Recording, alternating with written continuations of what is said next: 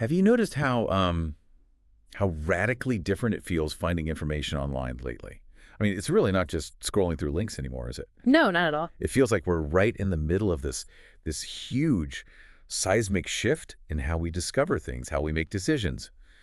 And, well, it's all driven by AI, isn't it? Absolutely. It's transforming discoverability. Yeah. And for, countless businesses, marketers, it feels less like some strategic plan and more like a sudden, urgent fire drill. Everyone seems to be scrambling, trying to figure out, okay, how does my content even show up now? How does it stand out in these new AI search results? It absolutely is a fire drill. That's a good way to put it. And the urgency, well, it's palpable. And look, this isn't just a worry for marketing teams, trying to sell stuff. Right. It's actually fundamental for anyone, really, anyone who wants their information, their expertise, their whole online presence to stay discoverable, to stay relevant in this, incredibly fast-moving digital world. If AI can't see your content, it's almost like it doesn't exist anymore. Wow. Okay, that sets the stage perfectly then. So for this deep dive, our mission is, well, it's crystal clear. We want to give you, our listener, a really solid playbook. Yeah, actionable steps. Exactly. We've looked at the latest insights, and we've boiled it down to 5 key actionable steps. Things you can actually do to not just understand this new AI search world, but really thrive in it. Make sure your valuable content gets found. We're basically here to give you a shortcut, help you get informed, and maybe more importantly, get ready to take action. Let's do it. Okay, so let's really dig into this huge shift because it changes everything, doesn't it? For years, the main goal if you want to get found online was simple. Be the first link. Oh, yeah, that coveted top spot. That was the holy grail, right? It was. But what's truly fascinating now is that being that first link, well, it just doesn't carry the same weight anymore. Not nearly as much. So what's changed? We're seeing this dramatic pivot towards what people are calling AI overviews. Think of them like smart summaries, right there at the top. Okay. And the stats are, frankly, staggering. Between January and March of 2025 alone, just 3 months, there was 102% growth in Google queries firing directly in these AI overviews. Wow, 102% in 3 months. Yep. People are getting answers synthesized, summarized, delivered right there, often without clicking through to any website at all. They get what they need, boom, instantly. That is a massive shift in user behavior. Yeah. If people aren't clicking through, it must fundamentally change how buyers research things. Completely. I saw a report, I think it said something like 79% of buyers now agree that these LLMs, large language models, have profoundly changed how they research and make purchase decisions. That's right. They're making up their minds, forming opinions way before they even think about talking to a salesperson. And that leads us straight into this idea of the dark funnel. Yeah, buyers are doing all this research on their own, forming opinions, comparing options, basically making their decision, all within these AI environments long before they ever engage directly with a company. Okay, so they're making decisions in the shadows, so to speak. Kind of. But what's really compelling is the quality of the leads that do come out of this AI research. The data is, well, it's unequivocal. These leads are way more qualified. How much more? We're seeing they're 4.4 times more likely to actually convert into customers. 4.4 times. Yep. And they're showing 40% more engagement compared to, the leads we used to see. They've done their homework already. They're essentially pre-sold and ready to go. That's incredible, pre-sold leads. But, okay, it makes me wonder if that traditional blog click is, less important. Where is the AI getting all this info for its summaries? Where are these LLMs finding the trusted stuff? That's the critical question, isn't it? And it forces a complete rethink of content strategy. Our analysis shows AI agents, LLMs, they're increasingly trusting third-party content.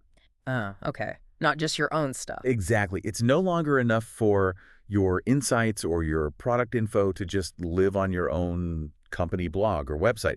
They're looking for validation, broader context. Okay, and this is where it gets really interesting, right? I saw a stat, something about YouTube and podcasts. Oh, yeah. Get this. There's been an astounding 310% year-over-year rise in YouTube citations and podcast transcripts showing up in AI overviews. 310%. That's huge. It is huge. Right. And it just underscores this critical need for what we're calling an omni-channel, omni-content strategy. Omni-channel, omni-content, meaning? You can't just rely on text anymore. Video, audio, they're essential parts of the mix now. Absolutely essential. Right. And look, it's not just about making content for YouTube or podcasts. It's also about how you format it so the LLMs can easily grab it and understand it. How so? Well, for video, think clear chapter markers, good closed captions, detailed descriptions that actually summarize the key points. For podcasts, you need accurate, ideally time-stamped transcripts, ones that follow a clear structure, use natural language. Okay. LLMs love clearly organized, sort of chunked information, whether it's text or the text behind the audio and video. They want digestible data points, not, rambling essays. Makes sense. Chunked it up. Which brings us to a really common mistake I see brands make. Just talking about themselves, Ah, yes. that, hey, we're the best CRM, buy our stuff approach.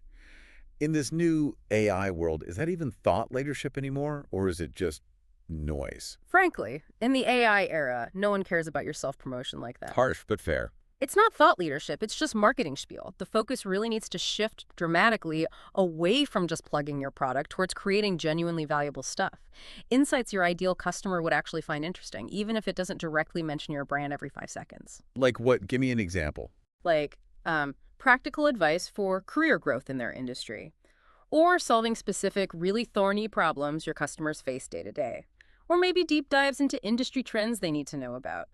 The goal is to become a trusted resource, not just another vendor shouting. Got it. So provide real value, build expertise. Yeah. It sounds kind of like what people call a Michelin star effect. What do you mean? Well, positioning your brand alongside already trusted thought leaders, trusted platforms, it builds your credibility just by association. You get endorsed by being in good company, right? That trust component is absolutely huge, yes. And AI, LLMs, they're actually quite good at sniffing this out. Really? Yeah. They give far more weight, more cred to seeing you mentioned or featured on trusted third-party platforms. Think reputable review sites, industry forums, popular podcasts, than they do to you just, tooting your own horn on your own blog. Makes sense. If 5 other trusted sources are citing your insight, that carries immense weight for an AI model compared to you just saying it yourself on your own website. Yeah. It's about that collective validation. Okay, so we've painted a pretty clear picture. The landscape fundamentally changed. AI is driving this massive shift, demanding authenticity, an omnichannel approach. Right. But the big question for you listening right now is, what do you actually do about it? So we've taken all this and distilled it into 5 concrete, immediate action items. Your personal playbook, basically. Let's get tactical. Exactly. To make sure your valuable content isn't just lost out there, but it's actively showing up in those crucial LLM search results. Let's start with action item number 1, which might actually be the most surprising hurdle for a lot of folks. I'm ready. Okay, action item 1. You need to open the gates to AI crawlers. This sounds basic, but it's a real hurdle, right? Can you explain this? Because I hear a lot of websites are, maybe without knowing it, actually blocking AI from scraping their content. It's a critical first step, absolutely. And yes, many organizations, maybe for understandable reasons initially, put up AI blockers. Why would they do that? Well, for a while, the thinking was, hey, I don't want you scraping my data for free, or this is our proprietary IP, we should get paid for it. So lots of sites use different methods to block AI access. Often it's settings in tools like Cloudflare, which tons of sites use. Right, for security and stuff. Exactly. Or maybe within their robots.txt file, which is basically the instruction manual telling web crawlers what they can and can't look at on your site. Okay. But here's the thing. If most people are now finding information through these AI overviews, you simply can't win the game if you don't even let the AI refs onto the field, Good analogy. You have to explicitly make sure your website is discoverable by these new AI agents. Go check those settings, remove those blocks, let them in. It makes perfect sense. You can't play if you're not on the field. Okay, so once the gates are open, action item number 2 is all about being mindful of how you craft and format your content. How do we optimize the content itself to be, well, AI friendly? Right. So think about how these LLMs process information. A huge, dense, 1,000-page white paper. That's going to be really hard for them to pull specific, concise answers from. Okay, so shorter is better. Not necessarily shorter overall, but structured better. You need to focus on what we call chunking and blocking your content. Break it down into easy-to-read, digestible sections. Like using subheadings. Exactly. Short paragraphs, clear subheadings for every distinct point.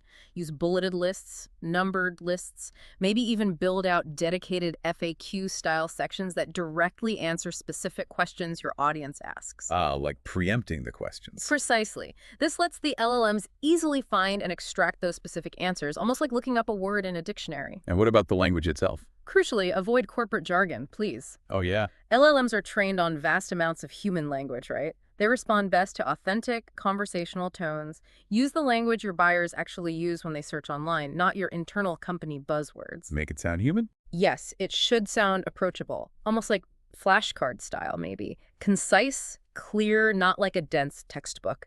And just a quick warning here. Okay. There's this emerging problem of AI consuming only AI-generated content. It becomes a kind of snake eating its own tail. Oh.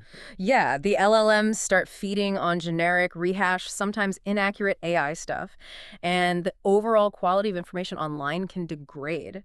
So to really stand out and for your content to be valued by LLMs, it needs that human touch. Original thought, real insights, authentic experiences, that's paramount. That's a fascinating and, yeah, a bit terrifying image. Don't let the bots just talk to each other until they forget us. Okay, moving on. Action item number 3, flood trusted platforms with good content. This isn't just about your own website then, is it? Absolutely not. The days of just focusing on your own website are, well, they're over. AI is pulling information from a really wide and growing range of trusted platforms. Which ones are key? Well, as we mentioned, YouTube channels are huge, especially with detailed descriptions and good structure. But also, think niche Facebook groups, particularly for specific audiences like, say, IT leaders or maybe medical professionals, where real, authentic discussions happen. Okay, where else? LinkedIn obviously posts articles. They're critical for professional insights. Even TikTok. It's become a major search engine, especially for younger demographics. Instagram, too. Google is starting to crawl public posts more actively. Wow, even Instagram. Yep. And, of course, you've got Reddit and Quora. They remain powerhouses for real, often unfiltered conversations that AI definitely pays attention to because they often reflect genuine user queries and discussions. So you need to be everywhere your audience is. Pretty much. But the key here is to go beyond just broadcasting, just posting your stuff. You need to engage. Where possible, partner with influencers or creators already established on those platforms. Position your brand authentically. Like guesting or collaborating. Exactly. Maybe contribute to a popular LinkedIn newsletter in your field, or jump into a relevant Reddit thread where your expertise can actually help someone. It's challenging, especially on platforms like Reddit where authenticity is guarded fiercely. Oh yeah, they can spot fakes. They can. But if you show up genuinely there, it can yield incredibly high trust signals that AI will pick up. It's about being present where your audience lives online in a way that fits that platform's culture. That's a really comprehensive distribution strategy. Yeah. Okay, so you're putting all this great, well-formatted, authentic content out there on all these platforms. How do you know if it's working? How do you track success? That brings us to action item 4. Measure your answer share. Yeah, answer share. It's kind of like the new version of keyword tracking in traditional SEO, but for the AI world. Okay, explain that. You need to figure out the key questions your target audience is really asking, the problems they're trying to solve, the info they're looking for. And then you need to see how often your content or your brand shows up in the LLM responses for those specific questions. How do you test that? Well, you can go on to different LLMs, ChatGPT, Claude, Gemini, whatever, and ask those common questions. But, and this is critical, always use a clean browser session, like incognito mode. Why incognito? Because these LLMs personalize results based on your past search history and interactions. If you're constantly asking about your own brand, the LLM might learn that bias and show it to you more often than it shows it to others. Good tip. Avoid creating your own echo chamber. Exactly. And this also raises a really important meta question. Are you prompting correctly? Are you asking the questions the same way your prospects do? Or are they using different terms, different slang, different ways of phrasing things? Good point. You need to really understand their specific language, their jargon, to make sure your content actually aligns with how they'll search for it. It becomes this constant feedback loop. What you publish versus how your audience actually asks the questions. Okay. Constantly refining based on real user queries. That makes sense. Okay. Which leads us to the final action item number 5, and it circles back to that urgency we talked about. Train the AI early act now. Why is acting now so critical? The urgency, honestly, couldn't be higher. You need to think of these AI models less like static databases and more like learning entities. They develop preferences, biases based on the data they're trained on. Okay.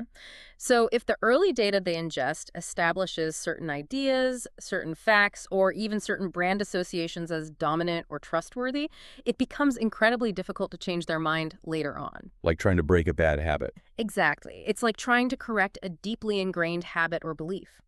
The more your content is present, visible, and recognized early in these training cycles, the more likely the AI models are to trust it and surface your information consistently down the line. So get in early while the concrete is still wet, so to speak. That's a great way to put it. It is truly urgent to get your valuable, authentic, thought-leading content into this LLM ecosystem today. If you wait 6 months, a year, it might be exponentially harder for your information to gain traction because the AI has already formed its initial worldview, its trusted sources. Wow. That really emphasizes the urgency. And look, this presents a particular challenge, obviously, for small and medium businesses, SMBs, trying to compete with huge enterprises that have massive content libraries already. Yeah, how can they compete? But SMBs also have a unique advantage here. They can usually move quicker, they're more agile, they can experiment more rapidly with these new platforms, these new content formats, without all the red tape or legacy systems you find in big corporations. Ah, the agility factor. Exactly. That nimbleness is actually a superpower in this fast-evolving landscape. They can test, learn, and adapt much faster. That's powerful. A real call to action, especially for smaller players. Okay, so to quickly recap this deep dive then, we covered that seismic shift from links to AI overviews, the absolute critical importance of an omni-channel content strategy, text, video, audio, Yep. and that essential pivot away from just self-promotion towards genuine, valuable thought leadership. Crucial. And then we gave you those 5 key action items. First, open the gates, let the AI crawlers in. Second, be really mindful about crafting and formatting your content. Chunk it. Use human language. Right. Third, actively flood those trusted third-party platforms with good, authentic content. Fourth, systematically measure your answer share to see how you're actually doing. And maybe most importantly, fifth, train the AI early by acting now. That's the playbook. Exactly. This deep dive was really designed to give you that shortcut, get you informed, and hopefully give you a clear path to taking action in this new world.